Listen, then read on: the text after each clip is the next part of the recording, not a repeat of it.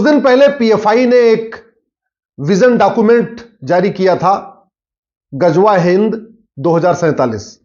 यानी पीएफआई का प्लान है कि भारत में 2047 तक गजवा हिंद कर लिया जाए। और अब दारुल उलूम देवबंद, जो अपने आप को एक एजुकेशनिस्ट बताती है संस्था, जो अपने आप को बताता है कि वो तो केवल शिक्षा का प्रचार कर रहा है, उस संस्था ने गजवा हिंद को जायज करार दिया है, गजवा हिंद को हलाल करार दिया है। गजवा हिंद को कहा है कि बिल्कुल ठीक है, और जो आदमी गजवा हिंद के लिए काम करता है उसको जन्नत मिलती है। इसका मतलब क्या हुआ? जो घुसपैठिए आ रहे हैं यहां गजवा हिंद करने के लिए, वो भी ठीक है। इसका मतलब जो धर्मांतरण किया जाता है गजवा हिंद करने के लिए, वो भी ठीक है। इसका मतलब जो जानबूझ के जनसंख्या विस्फोट किया जा रहा है गजवा हिंद के लिए, वो भी ठीक है।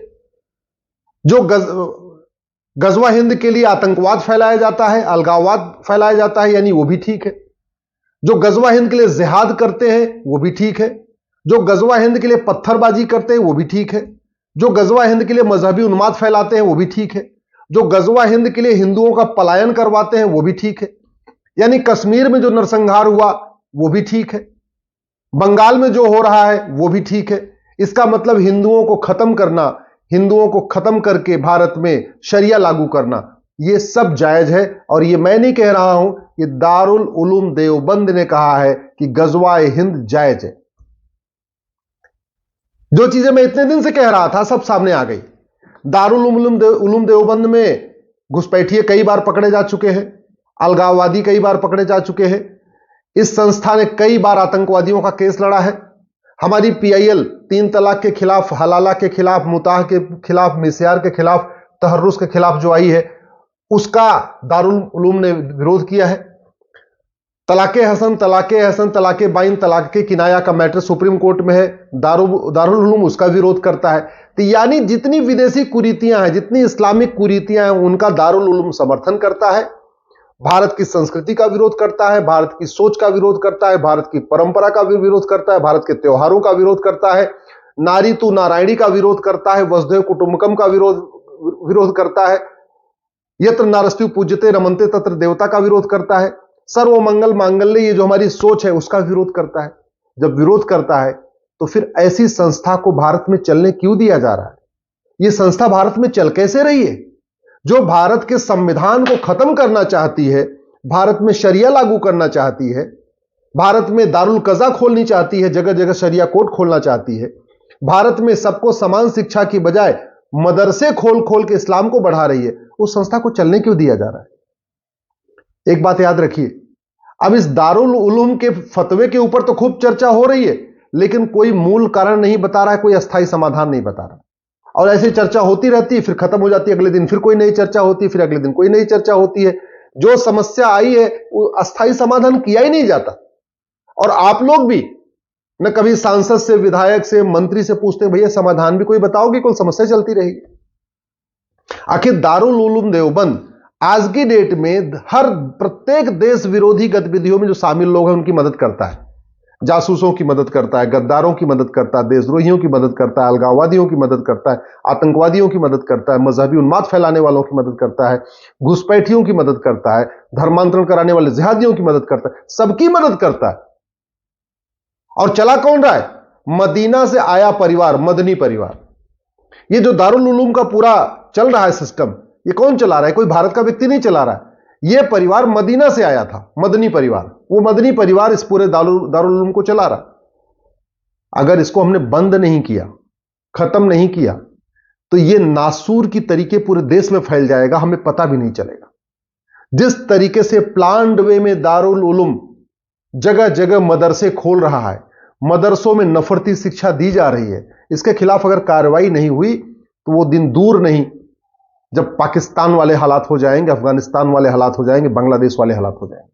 वो दिन दूर नहीं जब दोबारा फिर से कश्मीर जैसा हालात हो जाएगा। दारुल उलूम देवबंद ने आज पीएफआई का जो विजन डॉक्यूमेंट था 2047 में गजवा हिंद, उसको पूरी तरीके जस्टिफाई कर दिया। अब कुछ बचा नहीं है। इसलिए मैं सबसे पहले कहता हूं, सबसे पहले संविधान के सेकुलर वर्ड को निकाला जाए। यह सेकुलर वर्ड की आड़ में दारुल उलूम देवबंद पूरे देश में नफरत फैला रहा है, पूरे देश में जड़े जमा रहा है। और वो कौन सा शब्द है? ये सेकुलर शब्द है जो संविधान के प्रियम्बल में इंदिरा गांधी ने इमरजेंसी के दौरान डाला था। तत्काल आर्टिकल 11 के अनुसार, संविधान का आर्टिकल 11 कहता है नागरिकता देने और नागरिकता लेने के लिए कठोर कानून बनाओ। नागरिकता आज तक सबको मिली, किसी की गई नहीं है। जासूसों की, गद्दारों की, अलगाववादियों की, चरमपंथियों की, कट्टरपंथियों की, घुसपैठियों की, जिहादियों की, मजहबी उन्मादियों की, धर्मांतरण कराने वाले जो लोग हैं शामिल, इन सब की नागरिकता खत्म करने के लिए तत्काल कानून बनाया जाए, नहीं तो हमारे पूरे देश में दारुल उलूम का नासूर फैल जाएगा। आर्टिकल 13 के अनुसार तत्काल जो विदेशी कुरीतियां चल रही हैं, विदेशी कुप्रथाएं, उसको प्रतिबंधित किया जाए। तत्काल तलाके हसन, तलाके हसन, तलाके बाइन, तलाके किनाया, निकाह हलाला, निकाह मुताह, निकाह मिस्यार, तहर्रुज जैसी कुरीतियां जो चल रही है ना, इसको तत्काल बंद किया जाए। पूरे देश में दारुल उलूम ने शरिया कोर्ट खुलवा रखी है, जिसको दारुल कज़ा कहते हैं, इस पर तत्काल प्रतिबंध लगाना जरूरी है। आर्टिकल 14 के अनुसार भारत में 1 nation 1 penal code, 1 nation 1 police code, 1 nation 1 judicial code लागू करना जरूरी है। पुलिस चार्टर लागू करना जरूरी है कि 1 घंटे के अंदर एफआईआर हो, 1 महीने के अंदर जांच पूरी हो। जुडिशियल चार्टर लागू करना है कि अलगाववादियों को 1 साल के अंदर सजा मिले, और कानून कठोर होना चाहिए। ये जो दारुल उलूम है या बाकी और संस्थाएं इस तरीके की हैं, ये ऐसे फ्री में नहीं चल रही है, मोटी फंडिंग आ रही है। फंडिंग खाड़ी देशों से आ रही है, कुछ बैंक के माध्यम से आ रही है, कुछ हवाला के जरिए आ रही है। बैंक के माध्यम से जो फंडिंग आ रही है वो एफसीआरए जो कानून है उसके अंतर्गत आ रही है, इसलिए एफसीआरए कानून को खत्म करना पड़ेगा। हवाला की जो फंडिंग आ रही है वो तब तक नहीं रुकेगी जब तक 100 रुपए से बड़ी नोट बंद नहीं होगी। इसलिए मैं कह रहा हूं यूनिफॉर्म बैंकिंग कोड भी लागू करना पड़ेगा, 1 नेशन 1 टैक्स भी लागू करना पड़ेगा। आर्टिकल 25 में जो रिलीजन को प्रोपोगेट करने के लिए हमने छूट दे दिया है, तत्काल आर्टिकल 25 को बदलना पड़ेगा, उसमें से प्रोपोगेशन वर्ड हटाना पड़ेगा। भाई अपनी अपनी परंपरा के अनुसार आप इबादत करिए, लेकिन आप किसी को कन्वर्ट नहीं कर सकते।